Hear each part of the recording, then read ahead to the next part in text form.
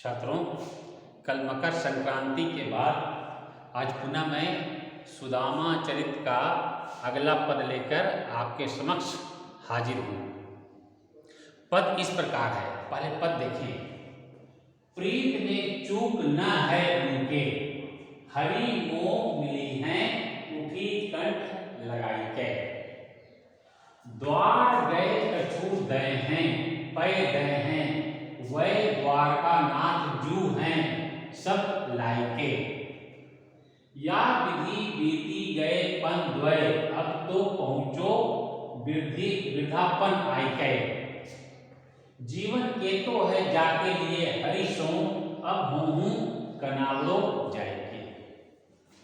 यह पद सुदामा का उनकी पत्नी सुबुद्धि के प्रति है, यानी सुदामा का संवाद अपनी पत्नी सुबुद्धि के प्रति है।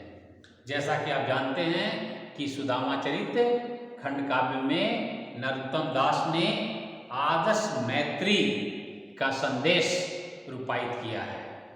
यह आदर्श मैत्री पर रचित एक उत्कृष्ट रचना है। आप पिछले पदों में देख चुके हैं कि सुदामा बातों ही बातों में अपनी पत्नी सुबुद्धि से कह जाते हैं कि कृष्ण हमारे बालपन के मित्र हैं, हम दोनों ने संदीपन गुरु के आश्रम में एक साथ शिक्षा पाई थी। यह बात सुनकर सुदामा की पत्नी, जो फटेहाली में तंगहाली में अत्यंत दयनीय दशा में, अत्यंत विपन्न दशा में, अत्यंत जर्जर दशा में अपना जीवन गुजार रही है, वो अपने पति से कहती है कि आप द्वारका जाइए, वहाँ जाने से हमारे परिवार का उद्धार होगा, कृष्ण कुछ न कुछ अवश्य देंगे। लेकिन सुदामा संतोषशील प्रवृत्ति के ब्राह्मण हैं, उनका स्वाभिमान सब उनके चरित्र का सबसे प्रमुख पक्ष है। वह अपने मित्र के पास जाना नहीं चाहते हैं। जैसा कि पिछले पद में आपने देखा था, उन्होंने एक सूक्ति वाक्य कहा था कि विपत्ति में मित्र के यहाँ कभी नहीं जाना चाहिए। सुदामा की पत्नी अपने पति को बार बार समझाती है कि आप कृष्ण के यहाँ जाइए, आठों प्रहर यही रट लगाए रखती है, आप कृष्ण के यहाँ जाइए, आप कृष्ण के यहाँ जाइए। पिछले पद में सुदामा की पत्नी ने कहा था कि कृष्ण के यहाँ जाने में कोई लज्जा की बात नहीं है, कोई संकोचशीलता की बात नहीं है, कोई विचित्रता की बात नहीं है। आप उनके यहाँ जाएंगे तो आपका प्रेम बढ़ेगा, मित्रता में और बढ़ोतरी होगी, दिल से दिल आप मिलेंगे। सुबुद्धि के इसी कथन पर इस पद में सुदामा ने क्या उत्तर दिया है, इसका उल्लेख नरोत्तम दास ने किया है। यानी मूल प्रसंग, मूल संदर्भ यह है कि सुदामा की पत्नी अपने पति से कहती है कि आप द्वारका जाइए, और द्वारका जाने से मित्र और मित्र का मिलन होगा, आप दोनों का हृदय से हृदय का मिलन होगा, रागात्मक प्रेम उमड़ेगा और निश्चित रूप से हमारा उद्धार होगा। इस पर सुदामा क्या कहते हैं अपनी पत्नी से, देखें। प्रीत में यानी प्रेम में, मित्रता के प्रेम में चूक न है उनके यानी कृष्ण चूक नहीं है, मित्रता में कोई कमी नहीं है। पहली पंक्ति में सुबुद्धि अपने पति से कहती है कि कृष्ण के हृदय में प्यार का अथाह सागर है, उनके प्रेम में कहीं चूक नहीं है, उनके प्रेम में कोई कमी नहीं है, उनका प्रेम जो है अपरंपार है। हरि मोह मिली हैं, हरि यानी भगवान कृष्ण, मोह यानी मुझसे, मिली हैं मिलेंगे, उठी कंठ और उठकर कंठ लगाई के अपने गले से मिल लेंगे। यदि मैं द्वारका जाता हूँ तो भगवान उठकर मुझसे मिलेंगे और अपने गले लगा लेंगे। द्वार गए, उनके दरवाजे पर जाने पर, उनके यहाँ जाने पर, कृष्ण के यहाँ जाने पर, कछु दय है पै दय हैं, कुछ ना कुछ वह अवश्य देंगे।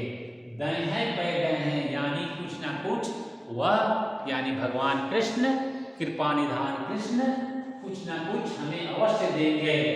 वै द्वारका नाथ जो, वे द्वारिका के स्वामी हैं। कृष्ण जो हैं द्वारका के नाथ हैं। कृष्ण जो हैं द्वारका दीनों के नाथ हैं। सब लायके कृष्ण जो हैं सभी प्रकार से समर्थ हैं। चूंकि वो राजा हैं इसलिए वो सभी प्रकार से हर एक दृष्टिकोण से भगवान कृष्ण जो हैं समर्थ हैं, वह दीनानाथ हैं और उनके यहाँ जाने से भगवान कृष्ण जो है हमें कुछ ना कुछ अवश्य देंगे। तीसरी पंक्ति, या विधि बीती गए पन द्वय। द्वय का तात्पर्य है दो, दो अवस्था। तीसरी पंक्ति में सुदामा कहते हैं कि हमारी किशोरावस्था और युवावस्था, दो अवस्था जो है इसी प्रकार बीत गई। यानी दरिद्रता में, अभाव में, कष्टपूर्ण जिंदगी में हमारी दो अवस्था जो है अब तक बीत चुकी। अब तो पहुंचो वृद्धापन आयके, और अब मैं ऐसे पड़ाव पर, ऐसे मुकाम पर आ गया हूँ। कौन से मुकाम पर आ गया हूँ? तो अब मैं वृद्धावस्था के पड़ाव पर आ गया हूँ। अब मैं वृद्धावस्था के चरण में आ गया हूँ। दो अवस्था मेरी जिंदगी की बीत चुकी है अभावों में। या विधि इस प्रकार, इस ढंग से, यानी अभाव में, तंगाली में हमारी जो दो अवस्थाएं थी, बाल किशोरावस्था और युवावस्था, वो बीत चुकी है और अब मैं उम्र के पड़ाव में वृद्धावस्था तक पहुंच गया हूं। जीवन के तो है, बड़े उदास भरे शब्दों में, उदासीन भाव से कहते हैं सुदामा अपनी पत्नी से कि अब जीवन कितना ही बचा है, अब जीवन में कितने ही दिन शेष बचे हैं। जाके लिए, जिसके लिए हरि सो भगवान कृष्ण से अब हूँ कनावड़ो जायके। कनावड़ो का अर्थ है आभार लेना, एहसानमंद होना। चौथी पंक्ति में कहते हैं सुदामा अपनी पत्नी से कि अब जीवन के पड़ाव में कितने ही दिन शेष बचे हैं जो मैं भगवान कृष्ण के समक्ष जाऊं और उनका आभार या उनका एहसानमंद हूं। देखिए पंक्ति में पुनः देखिए, सुदामा अपनी पत्नी से सुबुद्धि से कहते हैं कि भगवान कृष्ण के प्रेम में कहीं कोई चूक नहीं है, भगवान कृष्ण के प्रीति में कहीं कोई अभाव नहीं है। भगवान कृष्ण का प्रेम जो है मेरे प्रति अपरंपार है। यदि मैं भगवान कृष्ण के समक्ष जाता हूं तो वे उठकर मुझे गले लगा लेंगे, परस्पर प्रेम पूर्वक वो मुझसे मिलेंगे। उनके दरवाजे पर जाने पर भगवान कृष्ण हमें कुछ ना कुछ अवश्य देंगे। भगवान कृष्ण द्वारका नाथ हैं, दीनों के स्वामी हैं, कृपा निधान हैं और सभी प्रकार से भगवान कृष्ण जो हैं समर्थ हैं। हमारी दो अवस्था यानी किशोरावस्था और युवावस्था इसी प्रकार दरिद्रता में, अभाव में बीत गया और अब मैं उम्र के तीसरे पड़ाव में वृद्धावस्था में आ चुका हूं। अब हमारे जीवन में कितने ही दिन शेष हैं जिनके लिए मैं कृष्ण के समक्ष जाकर उनका एहसान लूं। मैं समझता हूं अर्थ आपको बिल्कुल समझ में आ गया होगा, बिल्कुल सरल दोहा है। विशेष में लिखना है यह पद सुदामा का उनकी पत्नी सुबुद्धि के प्रति है। दूसरे वाक्य में लिखना है इस पद में सुदामा के स्वाभिमानी प्रवृत्ति का बोध होता है। तीसरा वाक्य लिखना है कि इस पद में सुदामा का कृष्ण के प्रति आस्था भाव, प्रेम भाव प्रकट हुआ है। चौथी बात लिखनी है कि इस पद में कृष्ण के प्रति, उनकी दानशीलता के प्रति सुदामा का विश्वास भाव प्रकट हुआ है। देखिए क्या कहते हैं, उनके द्वार पर जाने पर कुछ ना कुछ भगवान हमें अवश्य देंगे। तो कृष्ण के प्रति विश्वास का भाव है, मित्रता के प्रति विश्वास का भाव यहाँ व्यक्त हुआ है। और साथ साथ 5वें वाक्य लिखना है कि कृष्ण की दानशीलता का प्रत्यक्ष रूप से इस पद में उल्लेख मिलता है।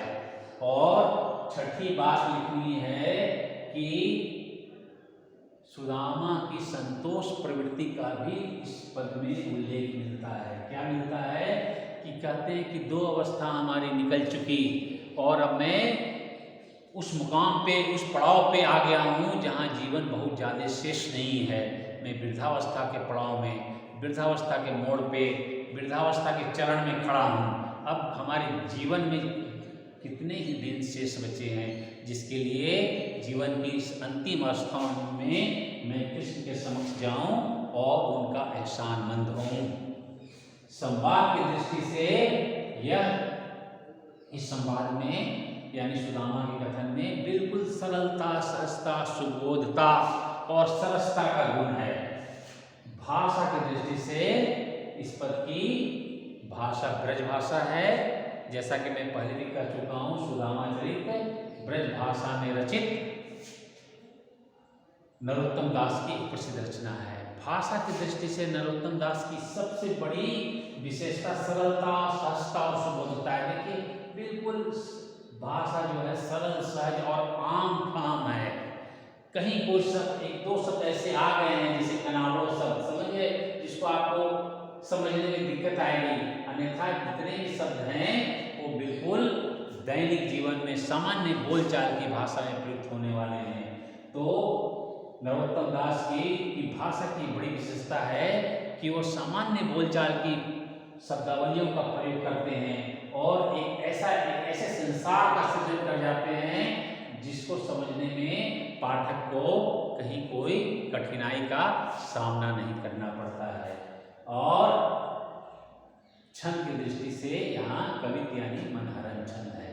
तो इस पद में आप देख सकते हैं सुदामा की संतोष प्रवृत्ति, सुदामा के स्वाभिमान, भगवान कृष्ण के प्रेम के प्रति आस्था, उनकी दानशीलता इत्यादि का बखान महज 4 पंक्तियों के पद में नरोत्तम दास ने किया है। पुनः अगले दिन अगला पद देखेंगे।